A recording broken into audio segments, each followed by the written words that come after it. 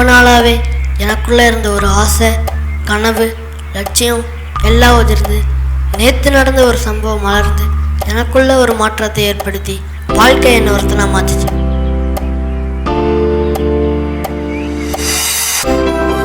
கனவு காணுங்கள், தூக்கத்தில் வரும் கனவல்ல, நம்மை தூங்க விடாமல் இருக்கும் கனவுன்னு அப்துல் கலாம் சொல்லியிருக்காரு. எனக்குள்ள அதிகமாக தூங்க விடாமல் வந்த கனவே இந்த சைக்கிள் தாங்க.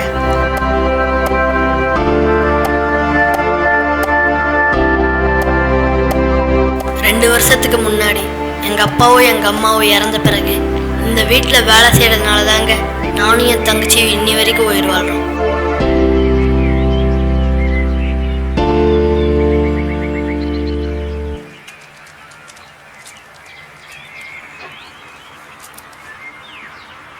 அண்ணு, ரெடி ஆயிட்டியா? ரெடி ஆயிட்டேம்மா.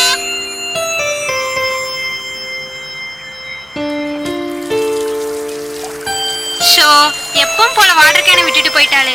டெய்லியும் வாட்டர் கேனை எடுத்துட்டு போன்னு சொல்றதே வேலையா இருக்கு. தீபா, இங்க வா. இந்தா, சீக்கிரமா ஓடி போய் அண்ணாட்ட வாட்டர் கேன் கொடுத்துட்டு வா.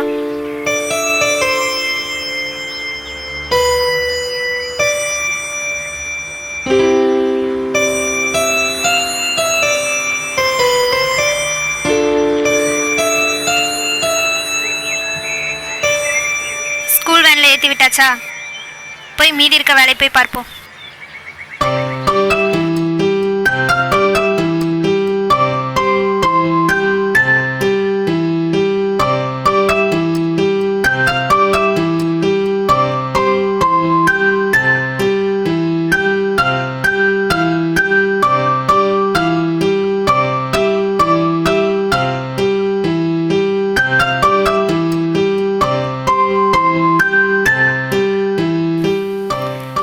இது உனக்கும் உன் தங்கச்சிக்கும் இன்னைக்கு வேலை செஞ்சதுக்கான சம்பளம்.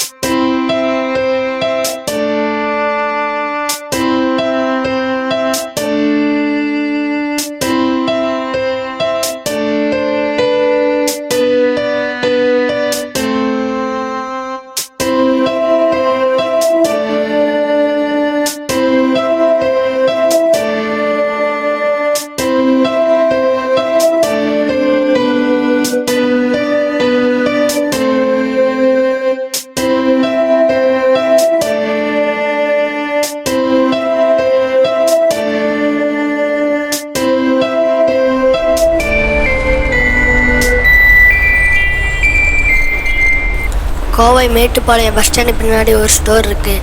அங்கே அவங்க கொடுக்குற நோட்டை விற்று கொடுத்தா 2 நோட்டுக்கு உண்டான கமிஷன் 10 ரூபான்னு கொடுப்பாங்க. வீட்டு வேலை போக இந்த மாதிரி சின்ன சின்ன வேலையெல்லாம் அப்பப்போ செய்ய ஆரம்பித்தேன்.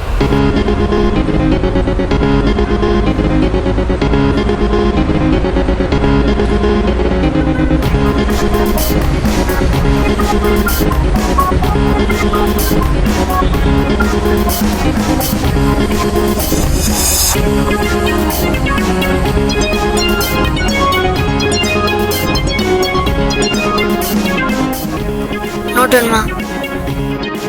நோட் வேணுமா தம்பி? நான் நோட் வேணுமாண்ணா? 2 நோட் எவ்வளோ தம்பி? 2 நோட் 50 ரூபாண்ணா. சரி கொடு.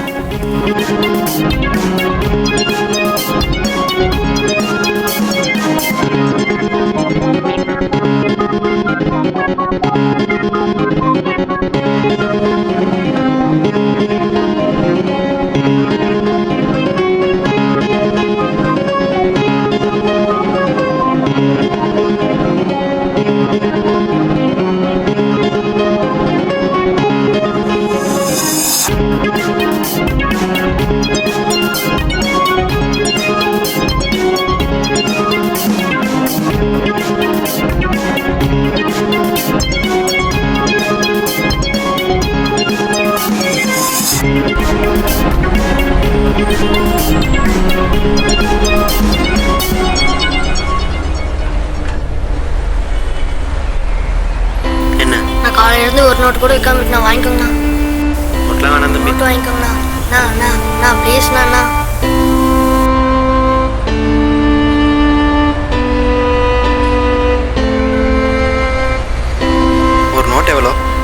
ரூபா. மொத்தமாக எவ்வளோ நோட் இருக்கு? 4 நோட்டு இருக்குண்ணா. சரி, எல்லா நோட்டு கொடு.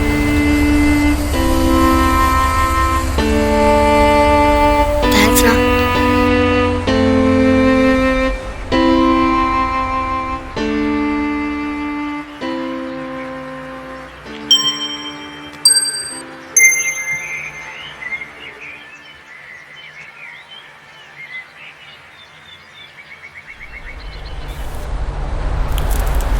புது சைக்கிள் வாங்க போதுமான காசு என்கிட்ட இல்லை.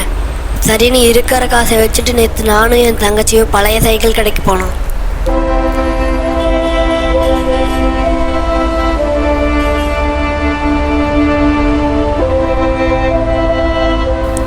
என்னை பற்றி மட்டுமே யோசிச்சேன்னா என் தங்கச்சியை பற்றி யோசிக்காம விட்டுட்டேன்.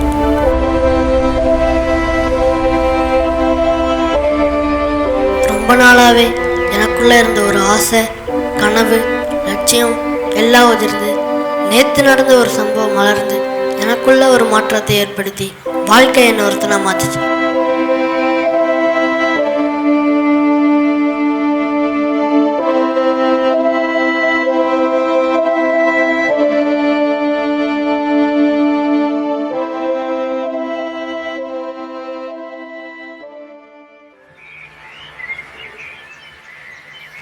ஷோ எப்பவும் போல வாட்டர் கேனை விட்டுட்டு போயிட்டாளே.